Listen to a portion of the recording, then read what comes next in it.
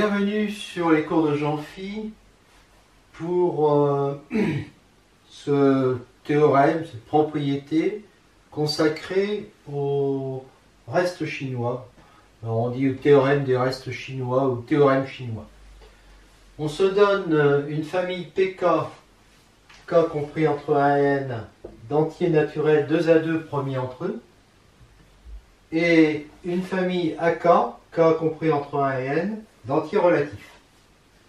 Et on considère le système de N congruence, quel que soit donc K allant de 1 à N, X congru à AK modulo PK. X étant l'inconnu appartenant à Z. Donc il s'agit de trouver X. Eh bien ce système, il admet une unique solution modulo N qui est le produit des PK. C'est-à-dire que si on a une solution, en rajoutant K fois celle-là, K fois N, on obtient une infinité de solutions, et ce sont les seules. Démonstration. Pour tout cas, on pose, donc je dirais pour tout cas, ça veut dire pour tout cas entre 1 et N.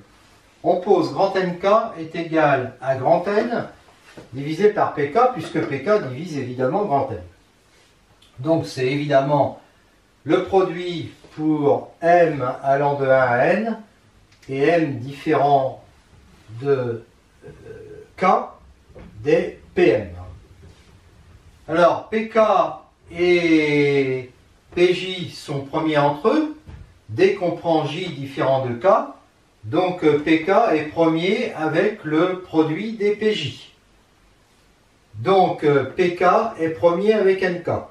Ceci pour tout K. Bon.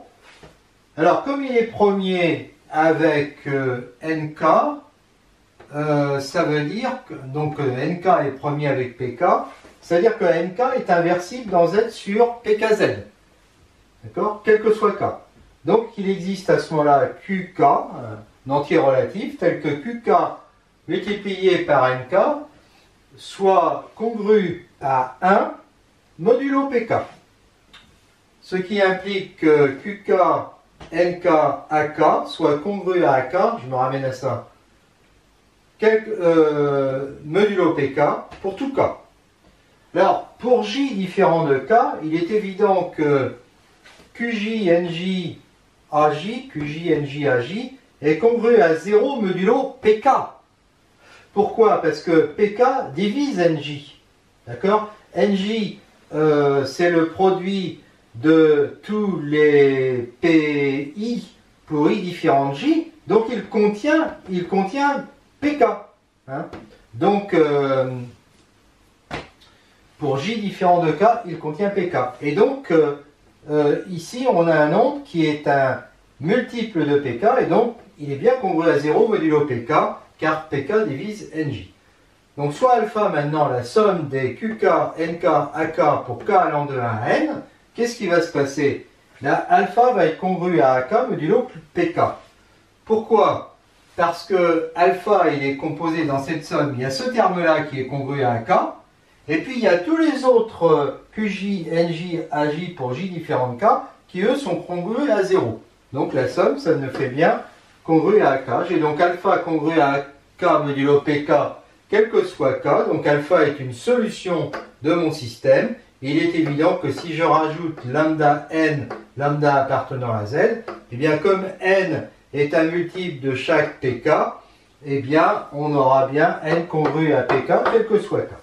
Maintenant, soit X une solution du système, une solution quelconque, X va être congru à AK, quel que soit K, donc comme alpha était aussi congru à AK, eh bien ça nous fait que X moins alpha est congru à 0 modulo PK, modulo PI, quel que soit I. Donc ça veut dire que PI divise X moins alpha, quel que soit I, mais les PI sont tous premiers entre eux, donc ça veut dire que le produit des PI, donc le nombre n, divise X moins alpha. Et donc X moins alpha est égal à lambda n. Donc X est égal à alpha plus lambda n. Donc on a bien démontré que toute solution est de cette forme. S'il y a une solution, elle est de cette forme, mais avant, on avait démontré que tout ce qui était de cette forme était une solution du système. Donc on obtient bien là toutes les solutions du système. Elles sont uniques à modulo n près. Un exemple de résolution d'un système de congruence. On cherche x tel que x congrue à 2 modulo 3, à 3 modulo 4 et à 1 modulo 5. Alors bon, 2 à 2, les entiers sont premiers entre eux, donc on se retrouve bien dans la configuration de la propriété qu'on a démontrée. Donc, si on prend par exemple 3 et 4, 3 fois 4, 12, on cherche un nombre tel que 12 fois, donc son inverse, il faut que ça soit congru à 1 modulo 5. Alors, on peut y aller par tâtonnement, mais on trouve facilement, 12 fois 2, ça fait 24. 24, c'est congru à, au lieu d'être congru à 1, c'est congru à moins 1. Donc si on prend moins 2, 12 fois moins 2, c'est congru à 1 modulo 5. Bon, alors après, on peut prendre 3 fois 5, et on cherche du modulo 4. 3 fois 5, 15. 15 fois quelque chose pour faire 1 modulo 4. Alors, 15 fois 1, ça fait moins 1 modulo 4. Non, 15 fois 1, ça fait moins 1. Donc 15 fois moins 1, ça va faire 1 modulo 4. Donc on prend moins 1. Et puis 4 fois 5 pour du modulo 3. 4 fois 5, 20 fois quelque chose qui fasse 1 modulo 3. Donc c'est toujours du tâtonnement. 20 fois 1, ça fait moins 1. Donc là aussi, on prend moins 1. Donc le nombre les solutions vont être... Alors, on commence pour le modulo 3. 20 fois moins 1 fois 2. Plus, pour le modulo 4, 15 fois moins 1 fois 3. Plus, pour le modulo 5, 12 fois moins 2 fois 1. Plus lambda fois 3 fois 4 fois 5.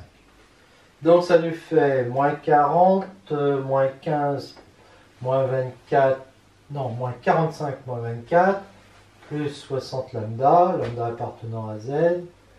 Donc ça nous fait du moins 109 plus 60 lambda. En rajoutant 2 fois 60, c'est-à-dire 120, ça nous fait du 11 pour plus 69, soixantaine.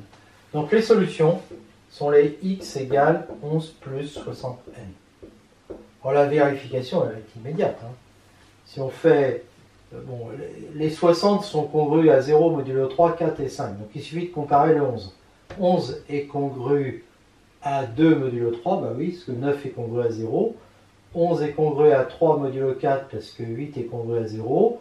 11 est congru à 1 modulo 5 parce que 10 est congru à 0.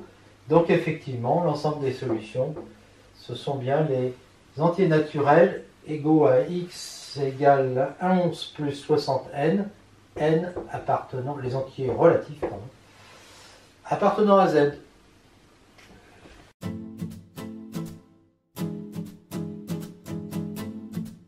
Le théorème chinois, plus exactement un des théorèmes chinois. Alors j'ai déjà vu une démonstration, j'en vois une deuxième. Enfin, elle est différente pour la première partie. Pour le reste, elle n'est pas différente. Donc on a A et B appartenant à une étoile. Et on doit démontrer que le groupe produit Z sur AZ plus croix Z sur BZ plus est isomorphe au groupe Z sur ABZ plus si et seulement si A et B sont premiers entre eux. Donc on va d'abord démontrer la réciproque avant de démontrer l'implication directe. Donc démonstration. On suppose que A et B sont premiers entre eux. Et on considère l'application F de Z sur ABZ plus, groupe additif, vers G plus, que j'appelle G, c'est ce groupe produit, qui a la classe de X dans Z sur AB, Z, associe le couple formé de la classe de X dans Z sur AZ, je le note comme ça, et de la classe de X dans Z sur BZ. Donc ça c'est dans Z sur AZ, Z sur BZ, Z sur ABZ. Alors il faut vérifier qu'elle est bien définie, c'est-à-dire que f de la classe de X est indépendant du représentant choisi pour cette classe. Donc je prends XAB égale YAB, autrement dit X et Y appartenant à Z et tel que X moins Y est un multiple de AB, alors A divise X moins Y et B divise X moins Y, puisque AB divise X moins Y. Donc la classe de X dans Z sur AZ est égale à la classe de Y, puisque A divise X moins Y, et la classe de X dans BZ est égale à la classe de Y dans BZ. Et donc de ça, j'en déduis que f de x, enfin le résultat qu'on obtient, x, la classe de x dans z sur az et le couple formé de la classe de x dans z sur az, la classe de x dans z sur bz, est égal au couple formé de la classe de y dans z sur az, classe de y dans z sur bz. Voilà. Alors maintenant, on va démontrer que c'est un morphisme. Alors f de classe de x plus classe de y, classe de x plus classe de y dans z sur abz, c'est classe de x plus y dans z sur abz. Donc c'est classe de x, l'image va être égale à classe de x plus y dans z sur az, classe de x plus y dans z sur bz. Ça nous fait addition, classe de x dans z sur az, ça c'est une addition dans z sur az. Classe de x plus classe de y, classe de x plus classe de y, là c'est dans z sur bz. Et ça fait évidemment le couple xa xb, donc f de x, voilà, f de classe de x, plus le couple YA, YB, c'est-à-dire f de la classe Y. Donc j'obtiens bien un morphisme. Injection. F, alors on s'intéresse au noyau.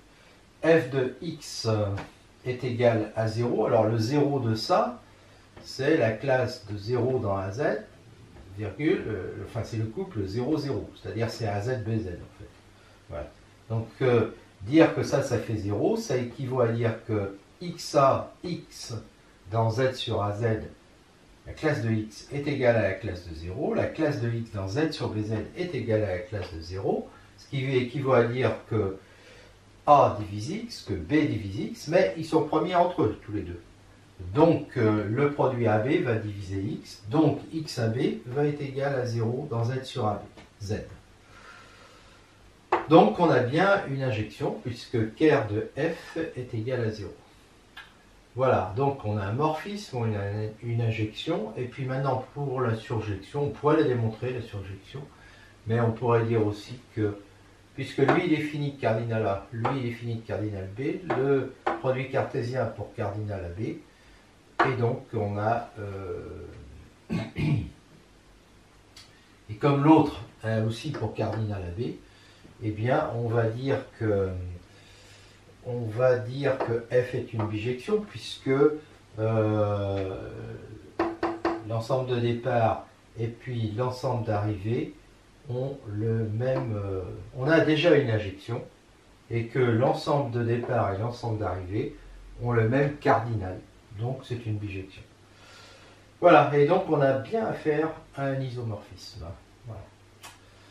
Donc ici, à partir de ça, on a prouvé qu'il existe un isomorphisme. Et maintenant, on va prouver que s'il existe un isomorphisme, qui n'est pas forcément le même que celui qu'on a là, bien sûr, s'il existe un isomorphisme, alors on a ça. Voilà. Oui, ce que je voulais dire aussi, c'est que il ne faut pas confondre ça avec équipotent. Bien sûr que Z sur AZ croix Z sur BZ, qui possède A fois B éléments, est équipotent à Z sur ABZ, qui possède A fois B éléments. Mais ça ne veut pas dire qu'il existe un isomorphisme entre les deux. Il y a des groupes finis qui ont le même nombre d'éléments, mais il n'y a pas d'isomorphisme entre les deux. On en verra des exemples après. Alors, la réciproque, donc on suppose qu'il existe un isomorphisme qu'on appelle phi, toujours entre z sur ABZ et G. Alors, la classe de 1 dans z sur ABZ, l'image de la classe de 1 est un certain couple que je vais appeler U. U appartient à Z. Donc, c'est la classe de U dans z sur AZ, et la classe de V dans z sur BZ.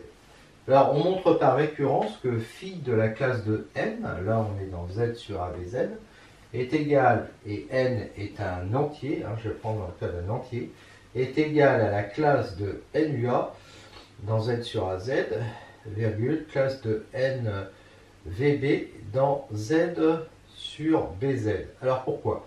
Si je prends 0, phi de la classe de 0, comme c'est un isomorphisme, c'est un morphisme, le résultat ça va donner classe de 0, classe de 0. Donc ça fait bien classe de 0 UA, parce que 0 UA fait 0, et 0 VB, parce que 0 VB fait 0. Supposons que le résultat soit vrai à l'ordre n. Donc j'ai ça, et je m'intéresse à la classe, à l'image de phi de n plus 1, d'accord? Comme c'est un isomorphisme, je peux dire que phi de la classe de n plus 1, la classe de n plus 1, c'est la classe de n plus la classe de 1. Donc je veux dire que c'est phi de la classe de n, phi de la classe de n c'est ça, plus phi de la classe de 1. Mais phi de la classe de 1 c'est ça. Donc je fais ça plus ça, ça plus ça, et là évidemment, classe de NUA plus classe de UA, ça fait classe de NUA plus UA, c'est-à-dire N plus 1 UA. Et de la même façon, je vais avoir N plus 1 VB. Et donc, je vais obtenir que phi de la classe de N plus 1 est égal à N plus 1, classe de N plus 1 UA, classe de N plus 1 VB. Et donc, la relation est vraie à l'ordre N plus 1, donc elle est toujours vraie. Alors maintenant, si je remplace N par le PPCM de A et B, qui est bien un entier naturel, alors lui, il est multiple de A et de B. Donc ça veut dire que, comme il est multiple de A et de B, NUA, NU va être un multiple de A. Donc NU, la classe de NU dans Z sur AZ va être égale à la classe de 0. Et N est un multiple de B. Donc la NUB est un multiple de B. Et donc la classe de NUB est égale à 0 dans Z sur BZ. Et donc, alors, c'est un isomorphisme, et là, j'obtiens un élément n tel que phi de n est égal à 0. Ça veut dire que n vaut 0. Donc, n vaut 0 dans z sur AB, et donc ça signifie quoi? Ça veut dire que AB divise n, tout simplement. Mais n, c'est le PPCM de A et de B. Et le PPCM de A et de B, on sait qu'il divise AB. Donc, puisque AB divise le PPCM que le PPCM divise AB, ça veut dire que le PPCM est égal à AB, ce qui implique évidemment que le PGCD est égal à 1. Et ça y est, l'équivalence a été démontrée.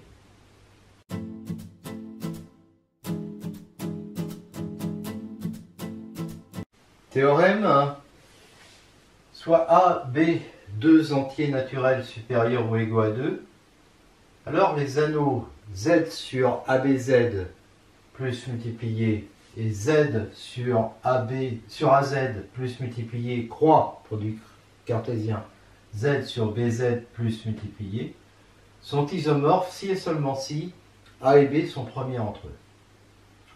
Démonstration, s'ils sont isomorphes, alors on a un isomorphisme phi d'anneaux entre Z sur ABZ et G. Donc c'est aussi un isomorphisme du groupe AZ sur ABZ plus sur le groupe G plus. Et donc ça, on a vu que le groupe G plus, c'est Z sur AZ plus croix Z sur BZ plus. On a vu qu'alors A et B sont premiers entre eux. Si A et B sont premiers entre eux, on avait démontré qu'on avait un isomorphisme de groupe entre ces deux structures, c'est entre Z sur ABZ plus et G plus, et que cet isomorphisme, c'était celui-là qui était défini par la classe de x dans z sur ABZ. J'associe classe de x est donc un nombre relatif, un entier relatif, classe de x dans z sur AZ, et virgule, classe de x dans z sur bz. Et on avait démontré que c'était parfaitement défini, cette application, et qu'elle était un isomorphisme entre ces deux groupes. D'accord? Donc là, j'ai juste à la reprendre et à vérifier que c'est un isomorphisme d'anneau. Et donc pour ça, il faut que je vérifie que phi de xy égale phi de x, phi de y. Donc je prends x et y en fait appartenant à z et je regarde si j'étudie phi de la classe de x dans z sur ABZ multiplié par la classe de y dans z sur ABZ. Je sais que c'est la classe de xy dans z sur ABZ. Et donc son image, c'est la classe de xy dans z sur AZ, virgule, la classe de xy dans z sur BZ. Mais la classe de xy dans z sur AZ, c'est classe de xa fois classe de ya. Et pareil dans z sur BZ. Et le produit qu'il y a sur un groupe produit, oui, sur un nanoproduit, c'est quoi? Eh bien, c'est que xy multiplié par x', y' égale x', y'. Donc ici, ça fait xa, xb multiplié par y'a, yb. Et donc, je vais trouver phi de x dans z sur AB, z, hein. Ça c'est ça. Et là, je vais trouver phi de y dans z sur ABZ. Et donc, j'ai démontré que c'est un morphisme. Et donc, puisque c'était déjà un isomorphisme de groupe, donc bijectif, ça devient un isomorphisme d'anneau. Et donc, la propriété est démontrée. Voilà. Remarque, si A et B sont premiers et distincts, deux nombres premiers distincts, on sait que Z sur AZ plus multiplié et Z sur BZ plus multiplié sont des corps. Alors, si je reprends ces deux ensembles qui sont isomorphes, hein, des isomorphismes d'anneaux, attention à ne pas trop se hâter en disant que ça devient des corps qui sont isomorphes. Ça ne peut pas être des corps parce que Z sur ABZ, AB n'est pas un nombre premier. Donc Z sur ABZ n'est pas un corps. Et d'autre part, quand on multiplie deux corps hein, avec le produit cartésien, attention, avec d'autres opérations c'est différent. Mais avec le produit cartésien, pas un corps. Par exemple, si on fait, si on prend l'élément 1A, et, enfin classe de 1 dans Z sur AZ, classe de 0 dans Z sur BZ, il est évident que c'est un élément de ça, et qui n'est pas inversible. Il n'est pas inversible. Hein. Il n'est pas nul, hein. Pourtant il n'est pas nul, mais il n'est pas inversible. Si je multiplie par une autre, je sais pas, par classe de x, classe de y, ben, ça me fera classe de x ici, et là ça fera 0. D'accord? Et donc je n'obtiendrai pas 1, 1. Voilà. On a le même problème avec R2 et puis C. Hein. Avec R2 et puis C, R2 et C ils sont isomorphes quand on prend l'opération qu'on connaît sur C. Hein. Mais sinon, R croix R et puis C comme ça, directement, en tant que, quand je prends l'opération sur R croix R, XY croix X multiplié par X', Y' égale XX', YY', hein, eh bien, je n'ai pas un isomorphisme entre ces deux-là, tout simplement parce que d'ailleurs, R croix R hein, n'est pas lui-même un corps. D'accord? C'est-à-dire que si je prends 1, 0, qui n'est pas nul, c'est comme ici, hein, c'est comme l'exemple que j'ai donné, je peux toujours essayer de l'inverser, j'y arriverai pas. Voilà. Une remarque donc pour dire que quand A et B sont premiers, bah oui, ça c'est un corps, ça c'est un corps. Les anneaux sont bien isomorphes, hein, Mais voilà, ça reste des anneaux et ce ne sont pas des corps.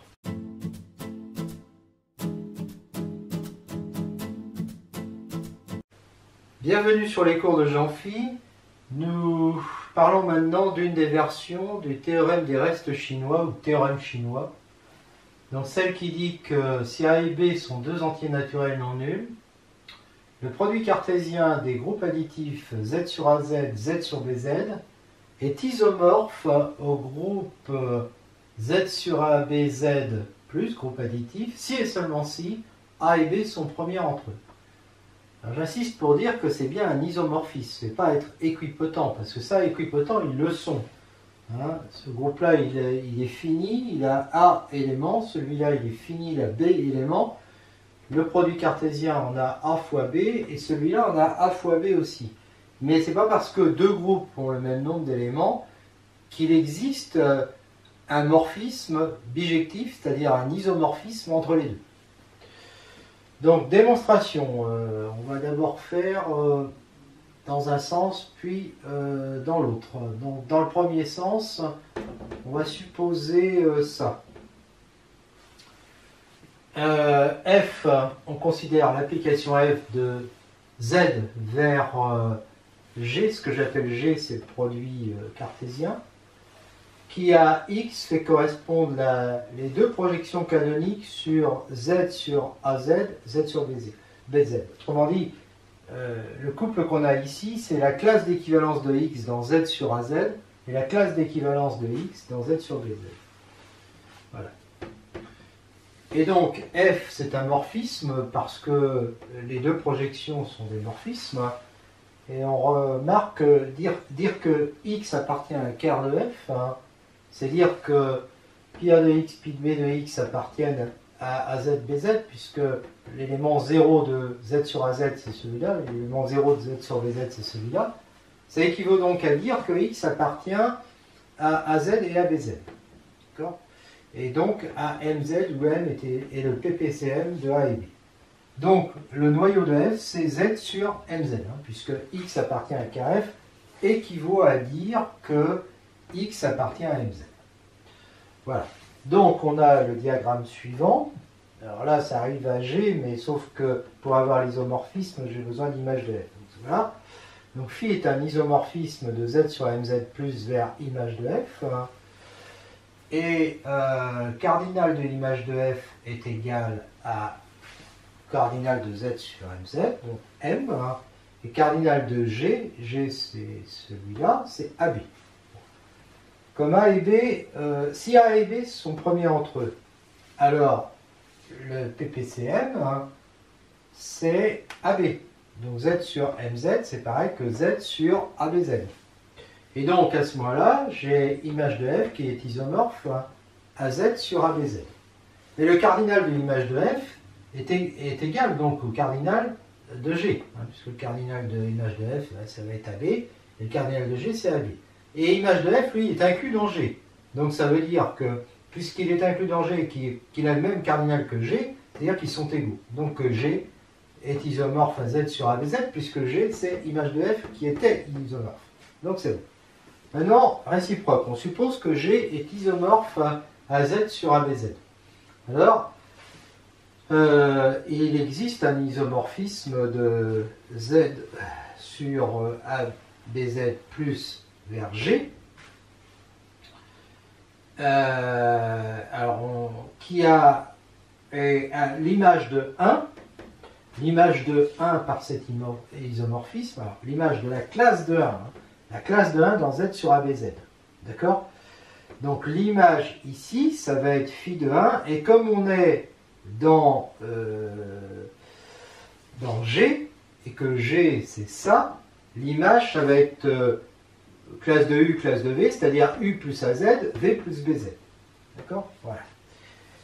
Alors par une récurrence très simple, on montre que pour tout entier naturel K, phi de K plus ABZ est égal à KU plus AZ, KV plus BZ. Pourquoi ?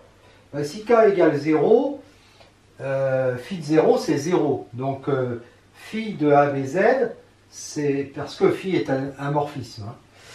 Phi de ABZ, ça va être classe de 0 dans AZ, donc ça va faire AZ, BZ. Et donc, on remplace K par 0 et on a cette égalité. Phi de AZ égale AZ, BZ, qui dit simplement que phi de 0, c'est place de 0, place de 0. Alors maintenant, si je suppose la propriété vraie à l'ordre K, eh bien, qu'est-ce qui va se passer à l'ordre K plus 1? Je veux dire que phi de K plus 1, puisque si phi est un morphisme, c'est phi de K plus phi de 1. C'est-à-dire phi de la classe de K plus phi de 1.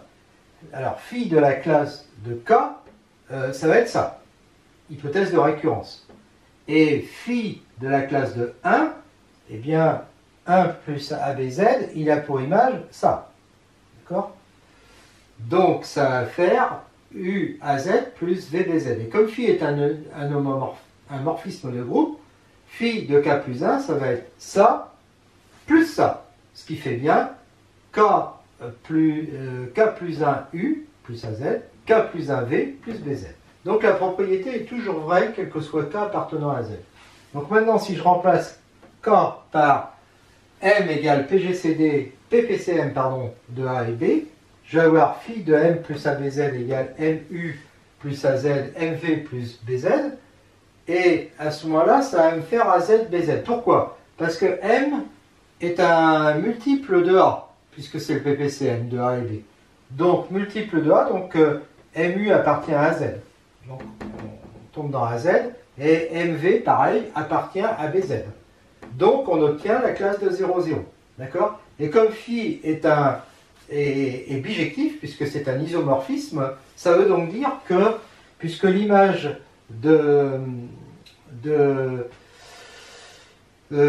puisque l'image de M est égale à 0, 0, eh bien, ça veut dire que M plus ABZ, la classe de M, est nulle. Donc, M plus ABZ est égal à ABZ.